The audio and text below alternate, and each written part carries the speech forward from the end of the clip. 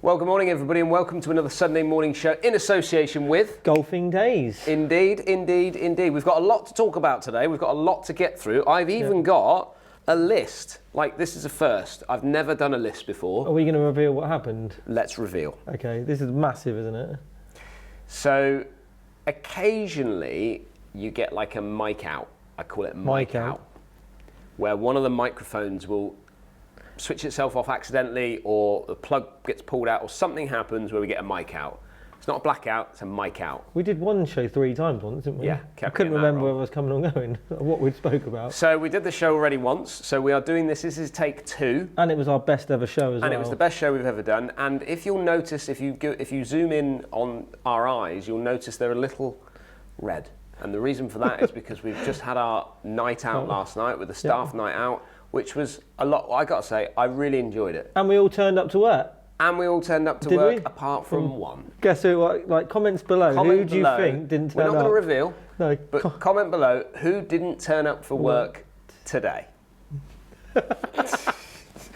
Well, talking about golfing days, and on the channel this week has been my Pro-Am over in Villamora, which I was so. I mean, that to me has been one of the best. To me, it's been one of the best edits of a video. So probably even more part 2 has been the best. To me, has been probably the best edit because there was lots of different angles.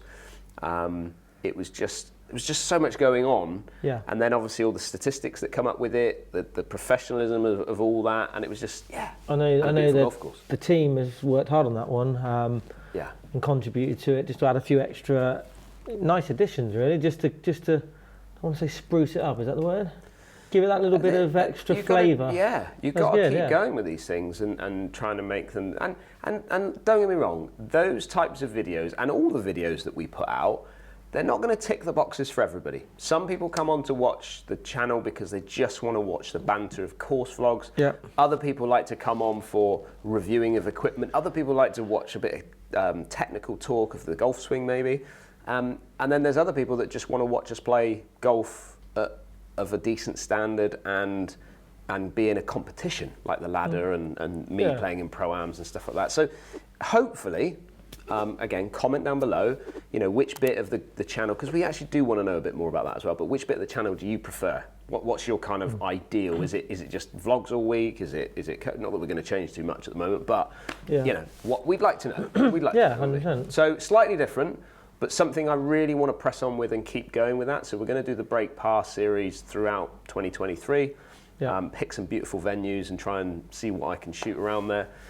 So excited. But great tournament, fantastic. 36 teams in the event. Villamora, Golfing Days guys. Mark and Ollie just put on a fantastic show. Some of the quality of golf as well, like the scores. I mean, I've been, obviously since we've been sort of, since they've come on board as such with sponsoring the show and stuff, I've been looking at the scores in some of the comps and amazing, isn't it? Oh my God, some of the pros, there's a serious wealth of talent playing. What was it? There was a spell of like everybody shooting like 9 and 10 under par. And these guys over in the Golfing Days Pro-Am, they were shooting those scores, but then James Ruth was in America.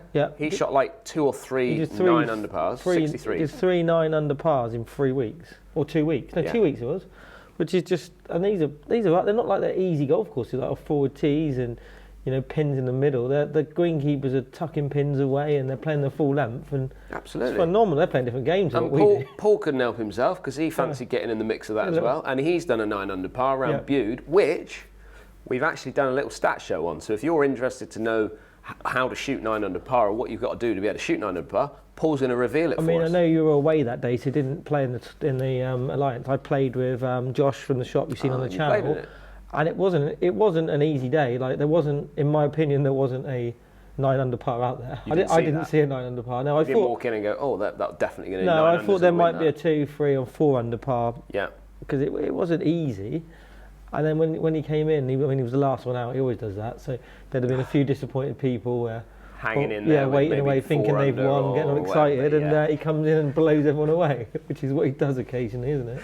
Paul's tactically asks for late tee times. Do you know why he does that? So he doesn't have to sit there and wait for the presentation. No. That was never an issue when I was a pro. I mean, that's confidence, isn't it? I used to ask for an early start time so as soon as I finished, I could leave, get home. Well, on the channel this week, obviously we've been and done the Villamora stuff. We've been moving things about. We've had the 4-ball championships that have come out. Myself and my brother doing the 4-ball championships. Make sure you go and check that out because that was a good, fun vlog. And you had a decent finish in it, didn't you? We did all right. Yeah. We did all right. If you haven't seen the end result of that, pause it now or skip on 15 seconds because we actually finished second. Yeah. So wasn't too bad considering we didn't think that we would finish second, to be honest with you. No, you were capable of going lower. Lower than that, I think it was about. I was struggling a bit. It was an average score for you two, I would say, and just good that you, when you don't play so well, you still pick up a little bit of pocket money. It's always nice, isn't it? A little bit of beer tokens, Bernie. And which we used last night. Which we heavily spent last night. So, and talking about Bovey Castle, we've actually been down there this week for the Christmas special. Correct. Yeah, that was in great nick. Some dressed up a little bit more flavourable than others. Yeah. Wouldn't you say that? I would say so, yeah. I mean, I probably let you down, myself down, my family down, and the channel down by not wearing my usual attire. But unfortunately, my mum shrunk my outfit. Is that right? Yeah. So it's in the wash, or? It's 7 years old, that outfit. I looked back to see how many times. I thought it was going to be one that you just, whatever happened, whether you're carrying a little bit holiday weight or not, just put it on anyway. You just keep wearing it. The issue I had is last year I could only put one layer underneath it. Yeah, it was cold. The temperatures dropped dramatically, and this year when I tried it on, I couldn't even put a layer underneath, so I'd have been literally naked under it. I remember the first time you slipped into that outfit. That was down at Stad Nights. Stad Nights. Yeah, I wore it in the pro shop for a week over Christmas. You did. Yeah, that's exactly right. And I have to say, a lot of the lady members at Stad Nights thought it was delightful. They did, to see you in your little. It was figure hugging in certain areas, wasn't it? Moving on, we also did. So talking about the Christmas special, obviously in last year we did the Christmas special, and it was just amazing in the fact that we Christmas got carnage, wasn't it? It was basically Christmas carnage. We got everybody down there for the Christmas carnage special, who had been on the channel, and we've invited everybody to come along, and it was great. It was fantastic. However, to get something like that organised and get it done again it was hard. It was going to be a lot of hard work. We had planned for it a long, long time prior to that, and then you never know what the weather's going to do. No. So we decided to go for, more of a team one. Yeah. So more of an office special, which is obviously myself and Lester, Lee and Jordan got together and went out and did.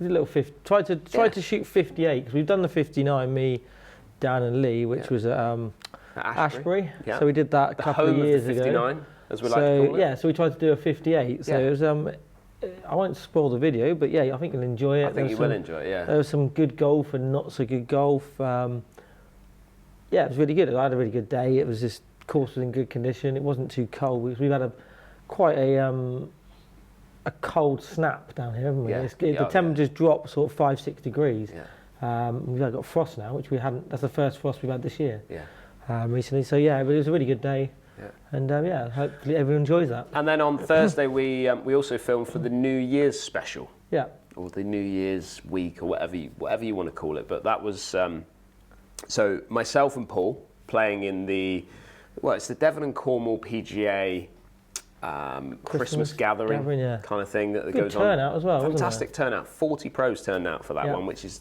that's old days sort of turnout. We got a lot of people out there for that. Playing with Chris Gill, obviously, if everyone knows, and a very good friend of Chris, James, who you'll meet on the. We renamed him Ted, Tall Pro Ted. So you'll see that. But we had a great time up there, and again, I think you'll really enjoy that video as well. Yeah. Obviously, a bit of competition. Bernie's out there doing some commentary and walking around with us and filming. So it was good. You did well though. It was a good day and some good golf. Some really good golf. Yeah, I mean, it was cold, but it was worth it to see. It's nice for me to start hitting some decent shots. You played nicely, yeah. It was good. Yeah. Yeah, I feel like I've got a bit of a move that I can think about now for a while. Yeah. But so moving on though, something that has come in from the audience, people have been asking, is to see how Dan Warwick is getting on. Yeah. So Dan is head pro. What is the head pro at the Belfry? We played a vlog with him, Did with like Joe the Pro. It was wasn't a Ryder Cup. Wasn't a Ryder Cup. No. It was the British Masters one. British Masters one, and you came up and filmed with Paul and Dan. And then, for those of you that don't know, Dan unfortunately was diagnosed with a very rare leukemia. And then we did an amazing job, absolutely fantastic from the channel to raise the amount of money that we raised for Dan to just help him get through things and whatnot. I had a conversation with Joe the Pro today because I wanted a bit of an update on how Dan is getting on. I don't like to call Dan really. I speak to Joe about that and see what's going on. But he's doing very well. Good, brilliant. So he's responding to the treatment that he's going through, which is great. He is back just for his own sanity. He's back doing a bit of normality, isn't it? Normality, yeah. He just wants a bit of normality back in his life. So he's doing a day a week with the Belfry. So he's back he's at the Belfry for maybe a day or half a day. Yeah. And then he's doing some bits from home that he's trying to do as well. So he is in great spirits. Brilliant. So thanks everyone for their support, not just when we raised money when we went Celtic Manor. Yeah.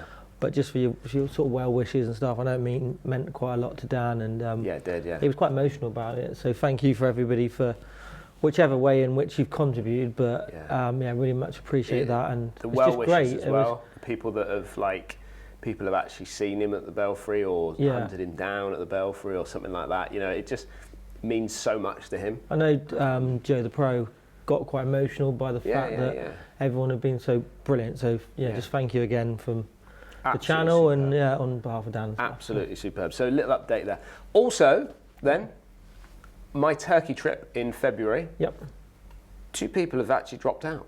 Oh. So there is 2 spaces available. So if anyone fancies coming on a Turkey trip, Ryder Cup format, myself and James Ruth running it, which, moving on from that, there is going to be, hopefully, another couple of trips in the pipeline for 2023. I will reveal that at some point, but it... Yep. No, I mean, this will be a good trip. You get some nice weather, guaranteed, that time of year. A bit of coaching as well. And a bit of competitive golf as well. All inclusive. Which is brilliant, yeah. Which is always a delight, isn't it? You don't have to worry about it. You get on the plane, get off the plane, and then everything's done for you. That's what you want, isn't it? That's exactly what you want from a little golfing trip, isn't it? Yeah. Yeah. So anything you want to report? How's how the bus tour trips panning out? Yeah, I'm more or less...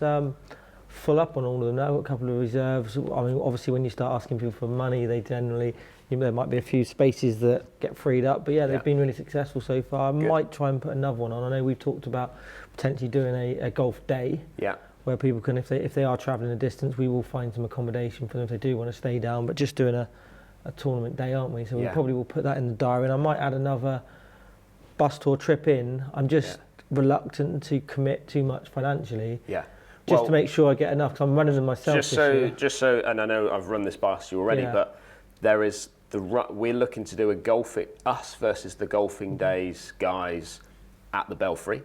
Yeah, brilliant. So that's like an overnight. They want to do like a Ryder Cup system where we have a team from the audience who want to come to the Belfry and play in it. Yep. And golfing days are going to put a team together. Okay. And we're going to have a match. We're going to stay over and play the Brabazon and the PGA course, I think it is. Brilliant. So that's a plan. Yeah. So we need to think about that. But also, Labratash. Yes, that's literally my favourite. I love it. I've played it 4 or 5 times. I used to go over with my dad. Yeah. We went to France and we used to nip off, and that was one of the ones. Once we played it once or twice, we were like every year. That was a must. Yeah. Even if we could only get one round in, it would be, and it was a few hours drive, but we were like, we're going to go and play. I love it. It is delightful, but it's actually staying at the I never stayed on the venue. Yeah, I'd love that. Would be brilliant. Yeah. Class. Absolutely class. So staying at the venue, and then I think we'll probably do something similar where it'll be. I think we'll probably incorporate like a bus tour anyway. We've got to, I think. So with that in mind, there might be 2 other trips on top of what you're already doing. Brilliant. So it might add it all up to be pretty much fill your calendar really. Patreon. So Patreon's going well. Thanks everybody who's supporting it and getting involved with it. We've given away lots of prizes over the last couple of months, so it's been really good. This month, so in December, because obviously of the build-up of Christmas and everything, everyone's busy. Everyone's busy. So we're going to do our live show on Tuesday, the 20th of December, from the studio, 7 p.m.